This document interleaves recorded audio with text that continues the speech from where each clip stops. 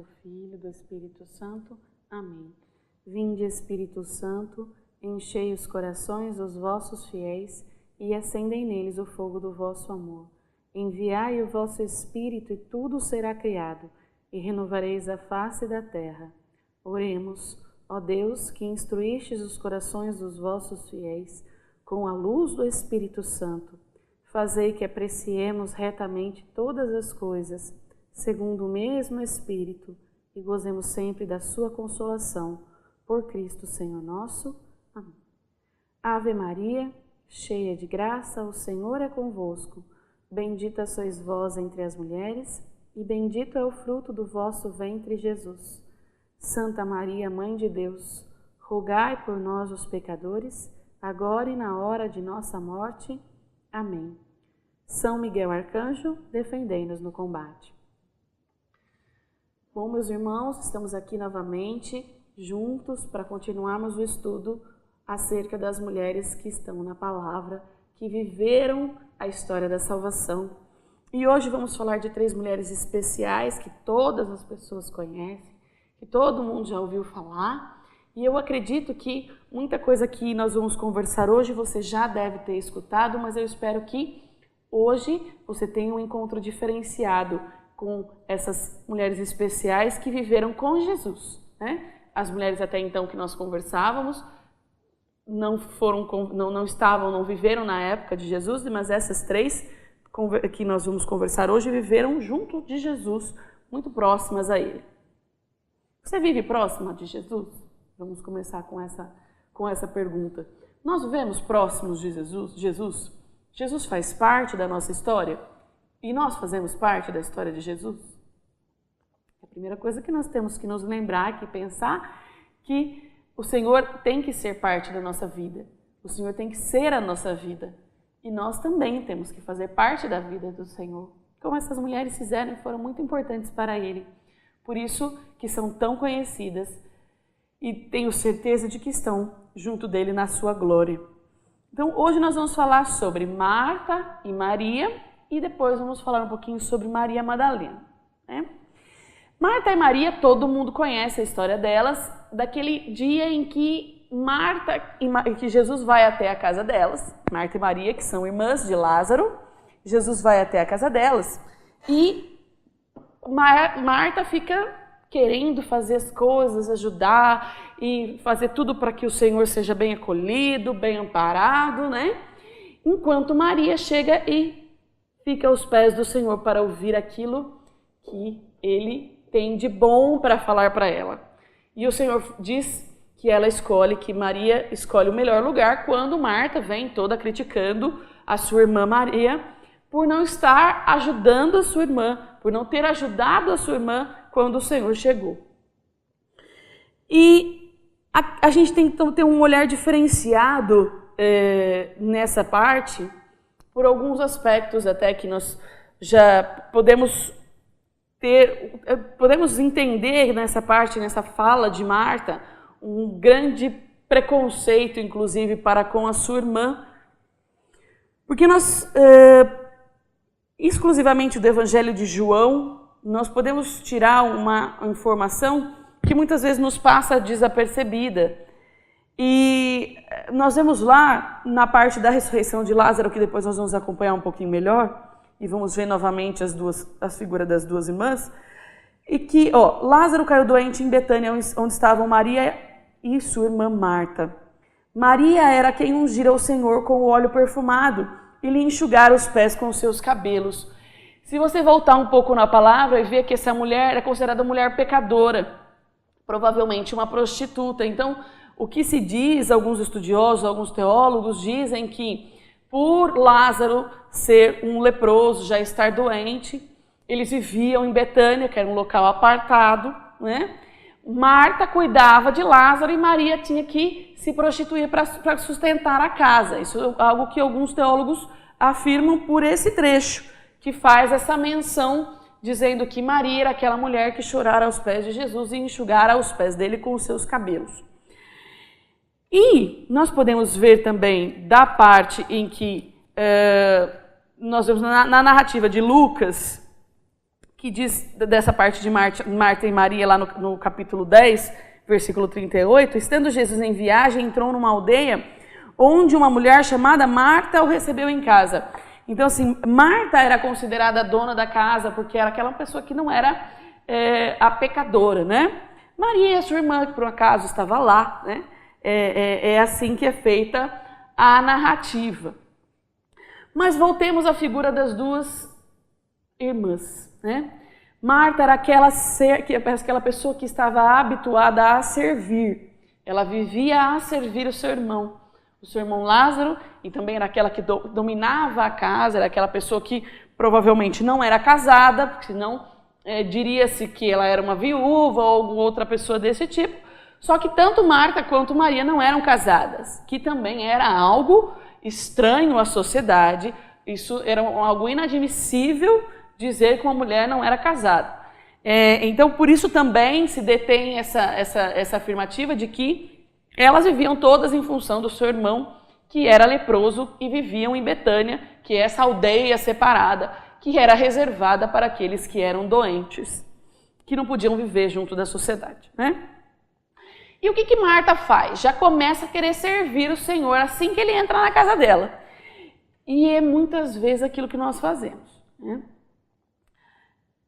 O que faltou aqui, em princípio, para Marta, antes de servir ao Senhor, que ela fez adequadamente, ela fez o correto perante a sociedade. Quando chegava o ato de receber, o ato de ser um anfitrião, era algo assim sagrado para os judeus. Receber uma visita, especialmente uma visita ilustre como Jesus, era um momento assim único, tinha que ter toda a atenção da casa voltada para o visitante. E Marta já vai fazendo. O que faltou, em princípio, foi ela perguntar o que o Senhor queria. Ou seja, ela já foi servindo, muito daquilo que ela pode ter feito, o Senhor nem desejava. Ela não sabia se ele já tinha comido, se ele queria água, o que ele não queria, e ela já foi fazendo. E nesse ato de fazer, muitos de nós nos identificamos, né? Muitos de nós que encontramos-nos na igreja, que estamos num caminho, num grupo, que estamos ligados a algum movimento da igreja, tantas e tantas vezes fazemos, sem antes perguntarmos ao Senhor se é aquilo que Ele deseja de nós. E a tendência é que levemos do Senhor a mesma resposta que Marta levou. Olha, outra pessoa que já veio me pedir, já veio me perguntar, ouviu o que eu queria, ouvir as minhas palavras, estar junto de mim, ficar na minha presença. É lógico que o que Marta fez não era errado, não era assim uma conduta reprovável, não foi um pecado que ela realizou. Mas ela desejava fazer simplesmente para ver o reconhecimento de Jesus também, né? Ela queria que ele reconhecesse que ela estava fazendo a coisa certa e que Maria que era errada, que ela não estava fazendo aquilo que o Senhor desejava. Também podemos entender daí que aquilo que Maria fazia para viver, segundo Marta, era reprovável, né? Que ela tinha que se prostituir para sustento da sua família. Então, todo esse trecho aqui é muito pequeno, nós podemos guardar tantas coisas, tirar tantas coisas, tantas informações, né? E para nós tem que ficar aqui, essa parte. No entanto, que o Senhor fala, Marta, Marta, fala para você o seu nome, fala para mim, Luciana, andas muito inquieta e te preocupas com muitas coisas. No entanto, uma só coisa é necessária. Maria escolheu a boa parte, que não lhe será tirada. Marta se considerava essencial, daquilo que ela estava fazendo para o Senhor, ninguém mais podia fazer isso, não é verdade. O Senhor precisava de água, outra pessoa poderia lhe trazer. O Senhor precisava de um acolhimento, de uma comida, qualquer um poderia lhe dar, mas a presença de Marta aos pés de Jesus, ouvindo o que ele desejava, ouvindo as suas palavras, essa é a parte indispensável. Nós somos indispensáveis ao Senhor, mas não aquilo que fazemos. Nós, eu, você, nós, filhos de Deus, somos indispensáveis ao Senhor, e não aquilo que fazemos. O que fazemos pode ser feito por outra pessoa. O que somos jamais poderá ser por outra pessoa. E é isso que nós temos que guardar, especialmente desta parte. E continuando ainda a falar sobre Marta e Maria, vamos lá na parte da ressurreição de Lázaro, em que vemos que isso não mudou. Essa parte não mudou. Apesar de Jesus já ter falado com ela, com Marta, ela continua aquela pessoa que vai fazendo, né? Vai fazendo. Mas ao mesmo tempo, isso demonstra que ela era aquela pessoa que precisava e ansiava Jesus, que ela precisava do Mestre, que ela ansiosamente desejava, ela ardia de desejo pela presença do Senhor em sua vida. E isso acontece com você? Isso acontece comigo? Nós temos esse ardor, essa necessidade, essa ânsia de estarmos junto do Senhor, de estarmos perto de Deus, de estarmos perto do Cristo que vive e que nos salva.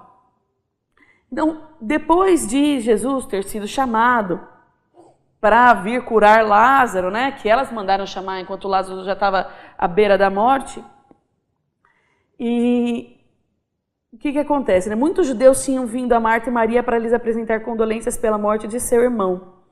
Mal soube Marta da vinda de Jesus, saiu-lhe ao encontro. Nós vamos ao encontro de Jesus.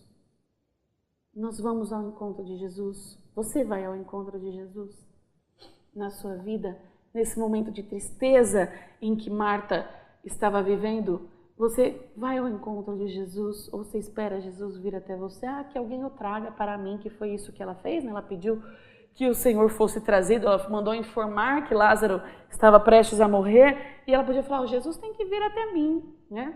Jesus tem que vir até mim. Quantas vezes nós falamos, se Jesus é Jesus, Ele vai fazer isso por mim. Nós temos que ir ao encontro do Senhor, meu irmão. Nós temos que ir ao encontro do Senhor, minha irmã. Só assim a obra de Deus se realizará nas nossas vidas. E Marta disse a Jesus, Senhor, se tivesses estado aqui, meu irmão não teria morrido. Mas sei também agora que tudo o que pedires a Deus, Deus te concederá. Então ela já dá uma demonstração de fé, de que Jesus pode fazer alguma coisa ainda nessa situação. Eu acredito que nem ela sabe muito bem o que. E Jesus disse-lhe, teu irmão ressurgirá. E respondeu-lhe Marta, novamente Marta sendo Marta, sei que há de ressurgir na ressurreição no último dia. Ou seja, Marta novamente está querendo mostrar para Jesus que ela era boazinha, que ela era certinha, que ela conhecia a palavra. Um pouco antes ela já tinha dado aquela vivência, aquele ser real, aquele ser verdadeiro, que ela vivia naquele momento, expressando a sua dor, expressando até a sua revolta com Jesus. Porque ela disse, se o Senhor tivesse estado aqui, eu sei que o Senhor podia ter curado meu irmão. Talvez até, se nós possamos ir um pouquinho além de uma ousadia, uma reprovação, porque Jesus visitava Lázaro. Ele era amigo de Lázaro. E por que Jesus não curou Lázaro antes? Ela podia ter pensado assim, por que Jesus veio tantas vezes na minha casa e curou tantos cegos, curou tantas pessoas e não curou meu irmão? Porque graças a essa doença do meu irmão eu tenho uma vida apartada, eu tenho uma vida segregada, eu tenho uma vida fora da sociedade. Jesus podia ter feito isso por mim. Tantas vezes nós fazemos isso. Por que Jesus não faz isso para mim? Por que Jesus não faz isso para mim? Por que Ele faz isso para o outro? Por que faz isso para mim? Minha vizinha tem isso, meu vizinho tem aquilo. E eu, que vou todo domingo à missa, que faço bem para os outros e fica jogando as coisas na cara do Senhor. Isso não é um comportamento adequado, meu irmão. Jesus faz tanto por nós. Jesus não merece ouvir isso. E do mesmo Jesus não merecia, porque Jesus sabia que a obra que ele tinha para fazer na vida de Lázaro era muito maior do que simplesmente uma cura de um leproso, como ele já havia feito. A cura e a ressurreição de Lázaro foi um marco divisor que Jesus tinha na sua vida, e depois disso ele já começa a caminhar para a paixão, para a sua morte. Então foi assim, um grande milagre, aquilo que se espalhou pela região, ouvir que Jesus havia ressuscitado uma pessoa que tinha morrido há 4 dias e já estava em fase de decomposição, cheirando mal, né? E Marta foi, se jogou na frente de Jesus, começou a jogar essas coisas e tantas vezes nós fazemos. E o Senhor fala para você e fala para mim: eu sou a ressurreição e a vida. Eu sou a ressurreição e a vida. Aquele que crê em mim, ainda que esteja morto, reviverá. Jesus vem falar para você e vem falar para mim no dia de hoje: eu sou a ressurreição e a vida. Eu sou a solução dos seus problemas. Eu vejo aquilo que você precisa e não você sabe aquilo que é melhor. Eu sei o que é melhor. Eu sei que eu ressuscitar o seu irmão agora é o certo. É o para o bem da história, da salvação. É para a glória de Deus e não para o seu conforto. Meu irmão, minha irmã, é difícil a gente entender isso, mas Jesus não veio à Terra para o nosso conforto, para o nosso bem-estar, para estarmos assim tranquilos, felizes, para estarmos bem, para termos os nossos desejos, para realizar nossos sonhos. Jesus não é o gênio da lâmpada das histórias de contos de fadas. Jesus não tem uma varinha mágica. Jesus não veio para satisfazer os nossos desejos. Jesus veio para nos salvar, para garantir a nossa vida eterna. E é isso que temos que fazer, que é assim que temos que viver, com esta certeza que Jesus não realiza meus desejos, Jesus me salva, né? E é isso que ele quis fazer na vida dessas pessoas.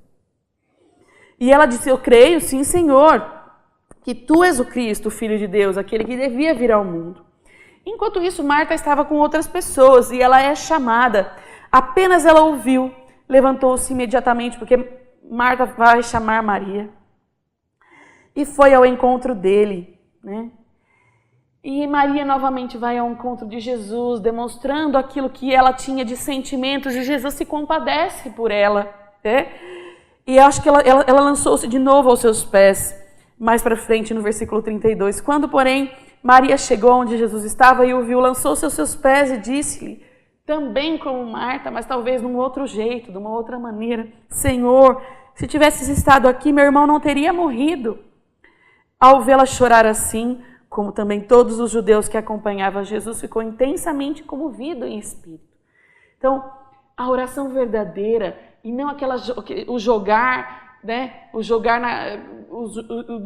Vomitar muitas vezes os nossos problemas. Nós chegamos diante do Santíssimo, diante de algum momento em que estamos na presença do Senhor e vomitamos os nossos problemas, né? Vomitamos no momento de oração. E não é assim que devemos falar com o Senhor, não é assim que comovemos o coração do Senhor. É movendo a nossa verdade e não criticando Jesus e não exigindo nada dele, e sim fazendo com que ele veja o nosso sofrimento, com que ele veja no mais profundo do nosso coração, que cremos nele, que o amamos, a ponto de Maria se jogar novamente a seus pés, como foi dito já antes, que ela já tinha feito isso, pedido perdão, jogado aos seus pés. E então Jesus chora, né? Jesus se compadece. E quantas vezes Jesus chora conosco. Jesus chora a sua dor. O Senhor chora conosco todas as dores que temos. Tudo aquilo que vivemos de mais triste em nossa vida, creia que o Senhor está contigo, carregando-te no colo. Como naquela história que ouvimos, em que o Senhor das pegadas na areia, o Senhor nos carrega no colo nos momentos difíceis de nossas vidas. E quando é para a graça do Senhor, quando é para a glória do Senhor, não simplesmente para o nosso bem, o Senhor faz a obra, faz o milagre, como fez com Lázaro. E aquilo foi se espalhando e foi o milagre mais importante dentro daquilo que podemos ver, tanto que em seguida já começa a conspiração contra o Senhor, né?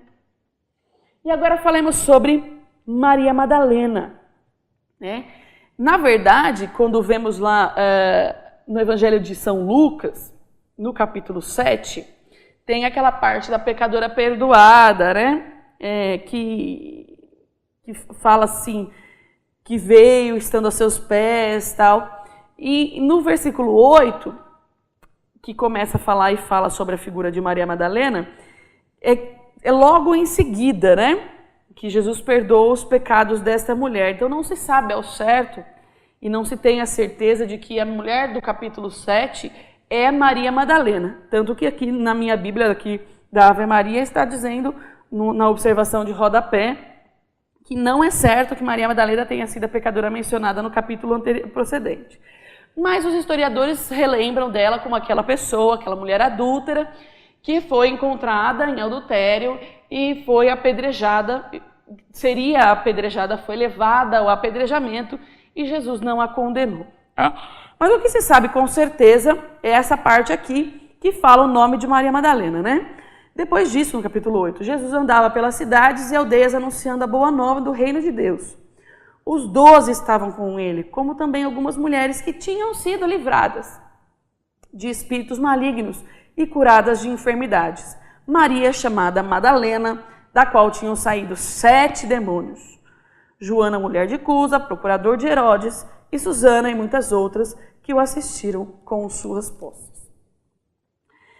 Então, o que se sabe ao certo é que Maria Madalena teve encontro com Jesus e dela foram retirados inúmeros demônios.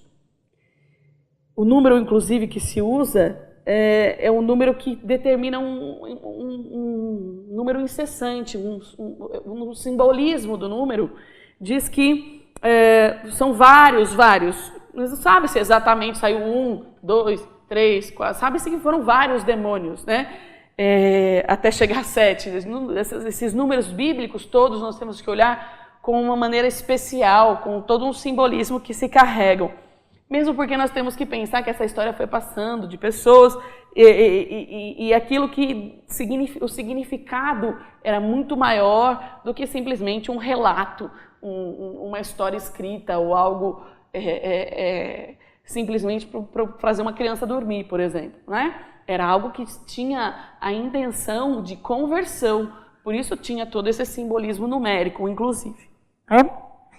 Mas eu gostaria que você me acompanhasse, e eu também tenho certeza que essa história você já conhece, no Evangelho de João, no capítulo 20, né, quando Jesus já havia morrido. E Maria Madalena vai ao sepulcro, né? No primeiro dia em que se seguia ao sábado, Maria Madalena foi ao sepulcro, de manhã cedo, quando ainda estava escuro. Nos outros evangelhos colocam as mulheres, só João coloca especificamente Maria Madalena. Né? Correu e foi dizer, viu a pedra removida do sepulcro. Correu e foi dizer a Simão Pedro e ao outro discípulo a quem Jesus amava, ou seja, João: tiraram o Senhor do sepulcro e não sabemos onde o puseram. Então, ela vai chamar e volta com eles. Nós vemos aqui que corriam juntos. Depois, se você continua a acompanhar a narrativa, dizendo que os discípulos não tinham acompanhado, eles não tinham compreendido as Escrituras. E no versículo 11 nós vemos: entretanto, Maria se conservava do lado de fora, perto do sepulcro, e chorava. Chorando, inclinou-se para olhar dentro do sepulcro. Viu 2 anjos vestidos de branco, sentados onde estivera o corpo de Jesus, um à cabeceira e outro aos pés. Eles lhe perguntaram: mulher, por que choras? Ela respondeu: porque levaram o meu Senhor e não sei onde o puseram. Ditas essas palavras, voltou-se para trás e viu Jesus em pé, mas não o reconheceu. Perguntou-lhe Jesus: mulher, por que choras? Quem procuras? E é isso que eu gostaria de falar para você hoje. Mulher, especialmente para você, mulher, por que você chora? Quem você procura?